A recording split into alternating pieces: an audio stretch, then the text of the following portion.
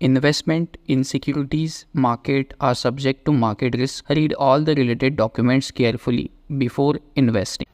सेबीने जेव्हापासून जेन स्ट्रीटला म्हणजे जी एक यूएस फर्म आहे तिला जेव्हापासून बॅन केलं आहे तेव्हापासून जर आपण बघितलं तर बीएससीच्या स्टॉकमध्ये कंटिन्युअसली एक डाऊनसाइड मोमेंटम बघायला मिळत आहे.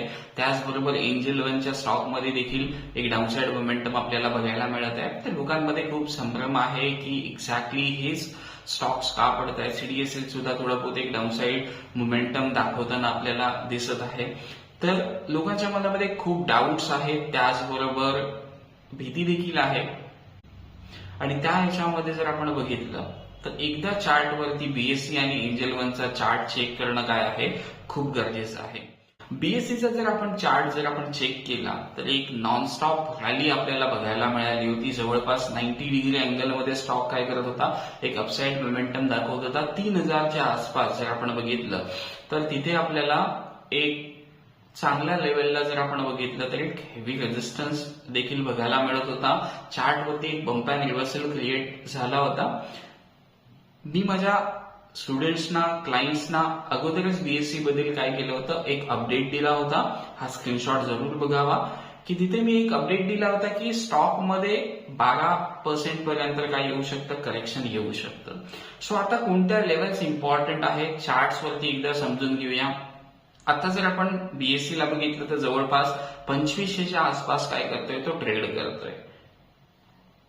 एक पॉइंट लक्षात घ्या, बीएससी मध्ये जोपर्यंत 2700 ह्या लेवलचा जोपर्यंत ब्रेकआउट येत नाही तोपर्यंत काय आहे, पॅनिक कंटिन्यू होऊ शकतं.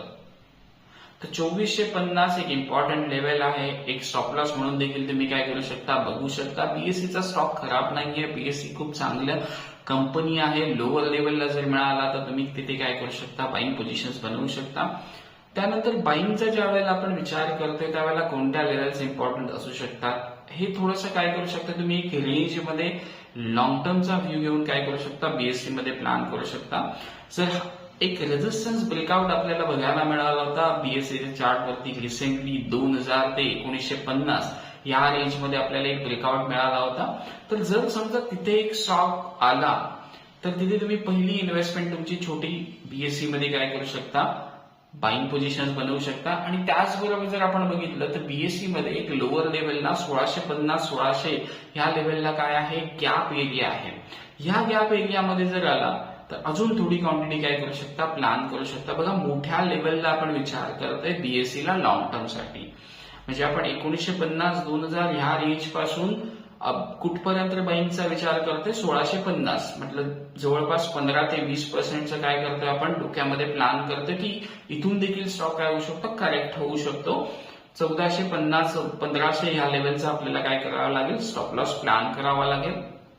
न्यूज येत राहतात, स्टॉक काय करत राहतो, डाऊनसाइड अपसाइड मोमेंटम देत राहणार आहे. लेवल्स कोणत्या इम्पॉर्टन्स असतील ते आपण काय करून घेतलंय, समजून घेतलंय. 2700च्या वरती पुन्हा बीएससीची गाडी काय आहे, घड्याळावरती येईल, मार्केट अपसाइड मोमेंटम पकडू शकते. पण 2450 नंतर थोडासा एक डाऊनसाइड मोमेंटम जी आहे ती लोअर लेवल पर्यंत बघायला मिळू शकते. आता एकदा चार्ट जो चेक करूया तो आहे एंजल वनचा चार्ट, आपण चेक करूया. एंजल वन मध्ये बघितलं तर 2500-2450 एक होप आहे. ह्या लेवलला मार्केटने काय केला होता, ब्रेकआउट केला होता. जर मार्केट ह्या लेवल पर्यंत आलं तर एक स्ट्रिक्टली स्टॉप लॉस जवळपास आपण 2450-2500 ह्या रेंजला जर बाईंग केलं तर छोट्या क्वांटिटीने तर 2350 आपला काय असणं गरजेचं आहे, एक स्टॉप लॉस असणं गरजेचं आहे. ही लेवल काय असू शकते, एंजल वन साठी एक स्ट्रिक्टली स्टॉप लॉस लेवल असू शकते. ह्या लेवलला थोडं बहुत तुम्ही पोझिशन्स बाईंग करू शकता.